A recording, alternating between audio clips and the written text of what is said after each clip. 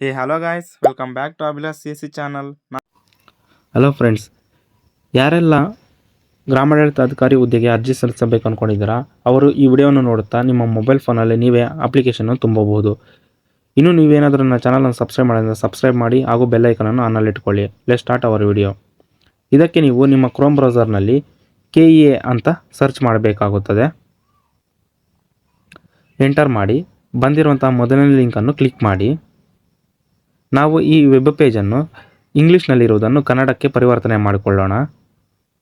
ನಂತರ ನೇಮಕಾತಿಯನ್ನು ಕ್ಲಿಕ್ ಮಾಡಿ. ನಂತರ ಗ್ರಾಮ ಆಡಳಿತಾಧಿಕಾರಿ ನೇಮಕಾತಿ 2026 ಅಂತಿದೆಯಲ್ಲ ಅದನ್ನು ಕ್ಲಿಕ್ ಮಾಡಿ.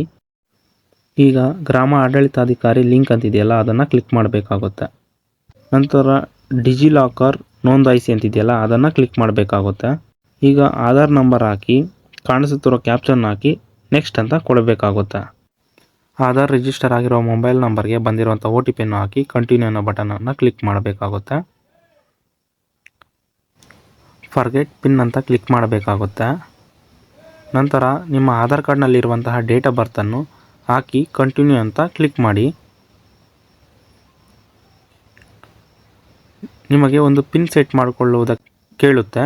ಈಗ ನೀವು ನಿಮಗೆ ನೆನಪಿರುವಂತಹ 6 ಅಂಕಿಯ ಒಂದು ಪಿನ್ನನ್ನು ಸೆಟ್ ಮಾಡಿಕೊಳ್ಳಿ. ಕಂಟಿನ್ಯೂ ಅಂತ ಕ್ಲಿಕ್ ಮಾಡಿ ಕೆಳಕ್ಕೆ ಸ್ಕ್ರೋಲ್ ಮಾಡಿ ನಂತರ ಕಂಟಿನ್ಯೂ ಅಂತ ಕ್ಲಿಕ್ ಮಾಡಬೇಕಾಗುತ್ತೆ. ಈಗ ನಿಮ್ಮ ಆಧಾರ್ ಡೀಟೇಲ್ಸ್ ಎಲ್ಲ ರಿಜಿಸ್ಟರ್ ಕಂಪ್ಲೀಟ್ ಮಾಡುವುದಕ್ಕೆ ಡೀಟೇಲ್ಸ್ ಎಲ್ಲ ಫೆಚ್ ಆಗುತ್ತೆ. ಈ ಥರ ಇಂಟರ್ಫೇಸ್ ಓಪನ್ ಆಗುತ್ತೆ. ಈಗ ನೀವು ಮೊಬೈಲ್ ನಂಬರನ್ನು ಹಾಕಿ ಸೆಂಡ್ OTP ಅಂತ ಕೊಡಬೇಕಾಗುತ್ತೆ.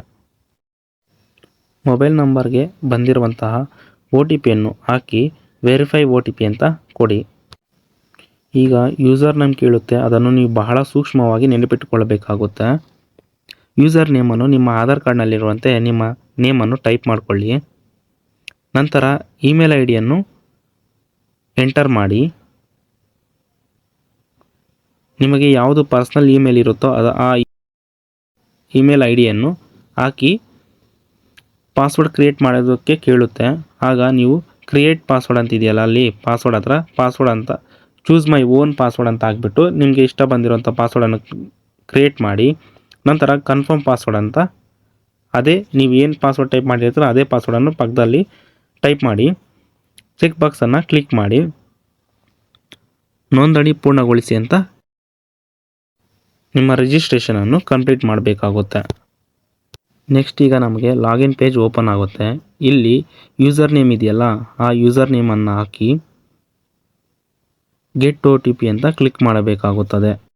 ನಾವು OTP ಪಡೆಯಲು 3 ಆಪ್ಷನನ್ನು ಕೇಳುತ್ತೆ. ಒಂದು ವಾಟ್ಸಪ್ಪು, ಇಮೇಲು ಮತ್ತು ಮೊಬೈಲ್ ನಂಬರ್ SMS ಮೂಲಕ ಅಂತ ಕೇಳುತ್ತೆ. ನೀವು SMS ಅನ್ನು ಕ್ಲಿಕ್ ಮಾಡಿ ಸೆಂಡ್ OTP ಅಂತ ಕ್ಲಿಕ್ ಮಾಡಬೇಕಾಗುತ್ತೆ.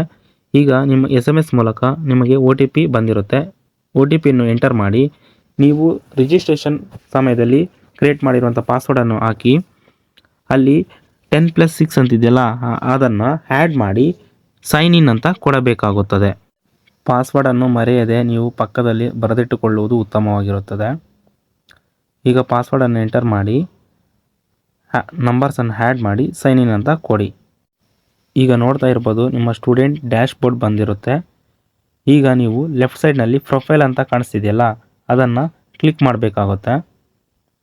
ಕ್ಲಿಕ್ ಮಾಡಿದ್ರೆ ಫಸ್ಟ್ ಸ್ಟೆಪ್ ಬಂದುಬಿಟ್ಟು ನಿಮ್ಮ ಫಾದರ್ ನೇಮ್, ಮದರ್ ನೇಮು ಮತ್ತು ಆಲ್ಟರ್ನೇಟಿವ್ ಇಮೇಲ್ ನಂಬರ್ ಎಲ್ಲ ಕೇಳುತ್ತೆ. ಈಗ ನೀವು ಫಾದರ್ ನೇಮನ್ನು ಎಂಟರ್ ಮಾಡಿ ನಂತರ ಮದರ್ ನೇಮನ್ನು ಎಂಟರ್ ಮಾಡಬೇಕಾಗುತ್ತೆ. ಆದಷ್ಟು ನೀವು SSLC ಮಾರ್ಕ್ಸ್ ಕಾರ್ಡ್ನಲ್ಲಿ ಏನಿದೆ ಅದೇ ಥರನೇ ಎಂಟರ್ ಮಾಡಿ. ನಂತರ ನಿಮ್ಮ ಸ್ಟೇಟನ್ನು ಸೆಲೆಕ್ಟ್ ಮಾಡ್ಕೊಳ್ಳಿ ಮತ್ತು ಡಿಸ್ಟಿಕನ್ನು ಸೆಲೆಕ್ಟ್ ಮಾಡ್ಕೊಳ್ಳಿ.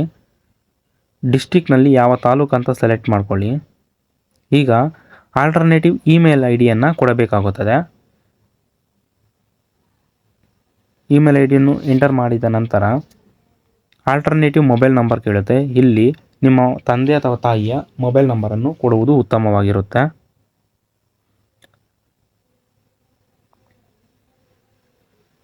ಹೈಟು ಮತ್ತು ವೆಯ್ಟ್ ಇದೆಯಲ್ಲ ಅಲ್ಲಿ ಅವನು ಎಕ್ಸಾಂಪಲ್ ಅಂತ ಕೊಟ್ಟಿದ್ದಾನೆ ಅದೇ ನಂಬರ್ಸನ್ನು ಅಲ್ಲಿ ಎಂಟರ್ ಮಾಡಿ.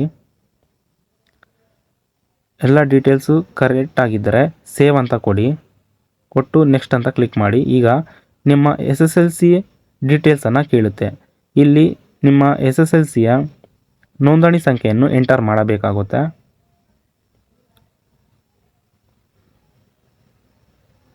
ನಂತರ ಸೈಡ್ಗೆ ಕ್ಲಿಕ್ ಮಾಡಿ ನಿಮ್ಮ ಡೀಟೇಲ್ಸ್ ಎಲ್ಲ ಆಟೋಮೆಟಿಕ್ ಫೆಚ್ ಆಗುತ್ತೆ. ಮತ್ತು ನೀವು ಯಾವ ಭಾಷೆಯಲ್ಲಿ SSLCನ ಮುಗಿಸಿದ್ದೀರಾ ಅಂತ ಕೇಳುತ್ತೆ. ಕನ್ನಡದಲ್ಲಾದರೆ ಕನ್ನಡ, ಇಂಗ್ಲೀಷಲ್ಲಾದರೆ ಇಂಗ್ಲೀಷ್ ಅಂತ ಟೈಪ್ ಮಾಡಿಕೊಂಡು ಸೇವ್ ಅಂತ ಕೊಡಿ. ಈಗ ದ್ವಿತೀಯ PUCಯ ಇನ್ಫಾರ್ಮೇಷನ್ ಕೇಳುತ್ತೆ. ಇಲ್ಲಿ ಚೆಕ್ ಬಾಕ್ಸಲ್ಲಿ ಎಸ್ ಅಂತ ಕೊಟ್ಟು ನಿಮ್ಮ ದ್ವಿತೀಯ PUCಯ ನೋಂದಣಿ ಸಂಖ್ಯೆಯನ್ನು ಎಂಟರ್ ಮಾಡಿ.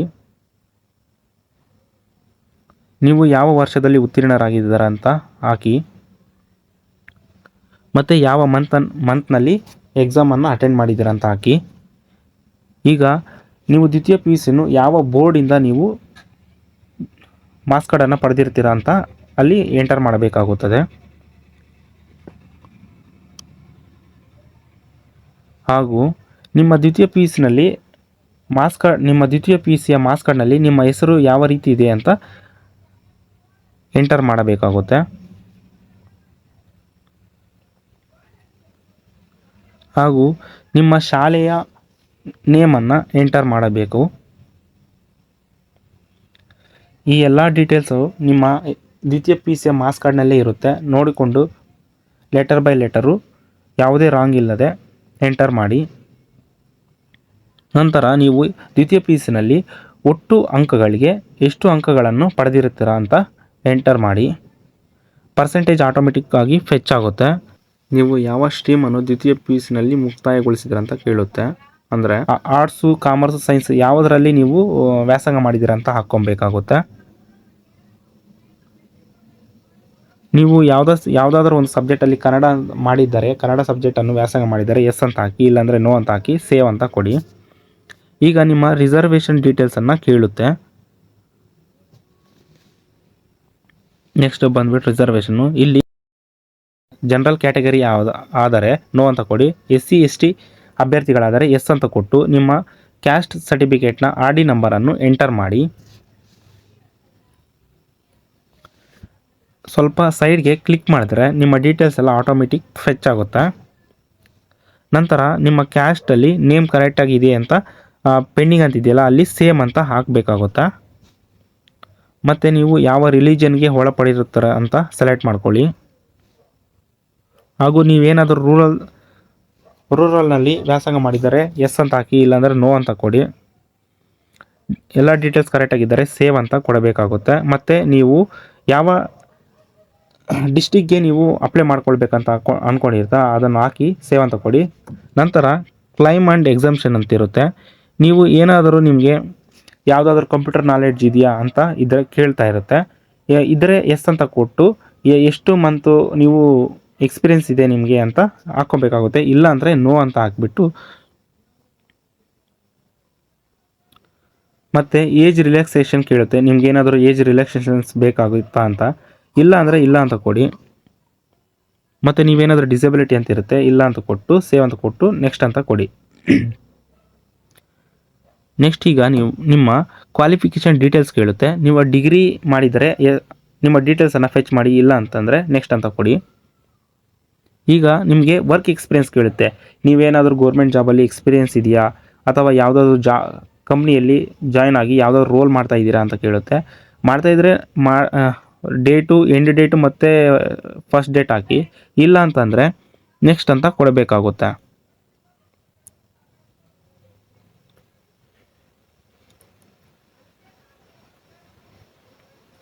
ನೆಕ್ಸ್ಟ್ ಸ್ಟೆಪ್ ಬಂದುಬಿಟ್ಟು ಅಪ್ಲಿಕೆಂಟ್ನ ಫೋಟೋ ಮತ್ತು ಸಿಗ್ನೇಚರ್ನ ಅಪ್ಲೋಡ್ ಮಾಡೋಕ್ಕೆ ಕೇಳುತ್ತೆ. ಇಲ್ಲಿ ನೀವು ಅಪ್ಲಿಕೆಂಟ್ನ ಫೋಟೋವನ್ನು ಹಾಕಿ ಅಪ್ಲೋಡ್ ಅಂತ ಕೊಡಬೇಕು. ನಂತರ ಅಪ್ಲಿಕೆಂಟ್ನ ಸಿಗ್ನೇಚರನ್ನು ಸೆಲೆಕ್ಟ್ ಮಾಡಿ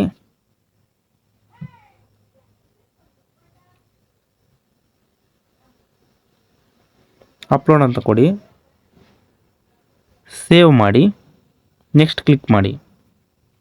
ಇಲ್ಲಿ ನಮಗೆ ಡ್ರಾಫ್ಟ್ ಫೈಲ್ ಬರುತ್ತೆ. ಅಂದರೆ ನಾವು ಇಲ್ಲಿ ಡ್ರಾಫ್ಟ್ ಫೈಲನ್ನು ನೋಡ್ಕೊಳ್ತಾ ಏನಾದರೂ ಮಿಸ್ಟೇಕ್ ಮಾಡಿದರೆ ಎಡಿಟ್ ಆಪ್ಷನ್ ತಗೋಬೋದು. ನಮಗೆ ಇಲ್ಲಿ ಯಾವುದೇ ರೀತಿ ಎಡಿಟ್ ಆಪ್ಷನ್ ಅಂದರೆ ನಾವು ಎಲ್ಲ ಅಪ್ಲಿಕೇಶನ್ ಕರೆಕ್ಟಾಗಿ ಫಿಲ್ ಮಾಡಿದ್ದೀವಿ. ಅದಕ್ಕೆ ನಾವು ಫೈನಲ್ ಸಬ್ಮಿಟ್ ಅಂತಿದೆಯಲ್ಲ ಅದನ್ನ ಕ್ಲಿಕ್ ಮಾಡೋ ಮುಂಚೆ ಒಂದು ಟೈಮು ನೀವು ಚೆಕ್ ಮಾಡ್ಕೊಳ್ಳಿ, ಕ್ರಾಸ್ ಚೆಕ್ ಮಾಡ್ಕೊಳ್ಳಿ. ಇಲ್ಲಾಂದರೆ ಮತ್ತೆ ಎಡಿಟ್ ಆಪ್ಷನ್ ಇರೋದಿಲ್ಲ. ಫೈನಲ್ ಸಬ್ಮಿಟ್ ಅಂತ ಕೊಟ್ಟು ಓಕೆ ಅಂತ ಕೊಡಿ. ಈಗ ನೀವು ಯಾವ ಪೋಸ್ಟ್ಗೆ ಅಪ್ಲಿಕೇಶನ್ ಆಗ್ತಾ ಇದ್ದೀರಾ ಅಂತ ನಾವು ಇಲ್ಲಿ ವಿಲೇಜ್ ಅಕೌಂಟೆಂಟ್ ಆಫೀಸರ್ಗೆ ಆಗ್ತಾ ಇದ್ದೀನಿ. ಮತ್ತು ಪ್ರೊಸೀಡ್ ಟು ಪೇ ಅಂತ ಎಕ್ಸಾಮಿನೇಷನ್ ಫೀಸ್ನ ಪೇ ಮಾಡಬೇಕಂತ ಕೇಳುತ್ತೆ. ಎಸ್ ಅಂತ ಕ್ಲಿಕ್ ಮಾಡಿ. ಪೇ ನೌ ಅಂತ ಬರುತ್ತೆ, ಪೇ ನೌ ಅಂತ ಕೊಡಿ. ಪೇಮೆಂಟ್ ಮಾಡೋದಕ್ಕೆ ಡೈರೆಕ್ಟ್ ಆಗುತ್ತೆ. ಇಲ್ಲಿ ನೀವು UPI ಅಂತಿದೆಯಲ್ಲ ಆ ಆಪ್ಷನನ್ನು ಸೆಲೆಕ್ಟ್ ಮಾಡ್ಕೊಳ್ಬೇಕಾಗುತ್ತೆ. UPIನ ಕ್ಲಿಕ್ ಮಾಡಿ. ಶೋ QR ಅಂತಿದೆಯಲ್ಲ ಅದನ್ನು ಕ್ಲಿಕ್ ಮಾಡಿ. ಈಗ ನಿಮ್ಮ ಫೋನ್ಪೇಯನ್ನು ಓಪನ್ ಮಾಡಿ, ಸ್ಕ್ಯಾನ್ ಮಾಡಿ. ಆಟೋಮೆಟಿಕ್ಕಾಗಿ ನಿಮ್ಮ ಕ್ಯಾಟಗರಿ ಮೇಲೆ ಜನರಲ್ ಕ್ಯಾಟಗರಿ ಆದರೆ 750 ಅಮೌಂಟ್ ಕೇಳುತ್ತೆ. SC/ST ಅಭ್ಯರ್ಥಿಗಳಾದರೆ 500 ರೂಪಾಯಿ ಅಮೌಂಟ್ ಪೇ ಮಾಡೋದಕ್ಕೆ ಕೇಳುತ್ತೆ. ನೀವು ಈಗ ಪೇಮೆಂಟ್ ಮಾಡಿ. ಪೇಮೆಂಟ್ ಮಾಡೋ ಸಮಯದಲ್ಲಿ ಯಾವುದೇ ರೀತಿಯಾಗಿ ನೀವು ಬ್ಯಾಕನ್ನು ಬರಬಾರದು. ಯಾಕಂದರೆ ಪೇಮೆಂಟ್ ರೀಫಂಡ್ ಆಗುವುದು ಕಷ್ಟವಾಗಿರುತ್ತೆ. ಸೊ ನೀವು ಪೇಮೆಂಟ್ ಆಗಿದ ತಕ್ಷಣ ವೆಯ್ಟ್ ಮಾಡಿ, 1 ನಿಮಿಷ ಆದರೂ ವೆಯ್ಟ್ ಮಾಡಿ. ಪೇಮೆಂಟ್ ಸಕ್ಸಸ್ ಆಗೋವರೆಗೂ ವೆಯ್ಟ್ ಮಾಡಿ. ನಂತರ ಪೇಮೆಂಟ್ ಸಕ್ಸಸ್ಫುಲ್ ಆದ ಮೇಲೆ ನಿಮಗೆ ಒಂದು ಪಾಪಪ್ ಬರುತ್ತೆ, ಪೇಮೆಂಟ್ ಸಕ್ಸಸ್ ಆಗಿದೆ ಅಂತ. ಸೊ ಕಂಟಿನ್ಯೂ ಅಂತ ಕ್ಲಿಕ್ ಮಾಡಿ. ಇಷ್ಟು ಮಾಡಿದರೆ ನೀವು ವಿಲೇಜ್ ಅಕೌಂಟೆಂಟ್ ಆಫೀಸರ್ಗೆ ಅಪ್ಲಿಕೇಶನನ್ನು ತುಂಬೋದು. ಈ ವಿಡಿಯೋ ಇಷ್ಟವಾದರೆ ಲೈಕ್ ಮಾಡಿ. ಏನಾದರೂ ಡೌಟ್ ಬಂದಲ್ಲಿ ಕಮೆಂಟ್ ಮಾಡಿ. ಹಾಗೂ ನನ್ನ ಚಾನಲನ್ನು ಸಬ್ಸ್ಕ್ರೈಬ್ ಮಾಡುವುದನ್ನು ಮರೆಯಬೇಡಿ.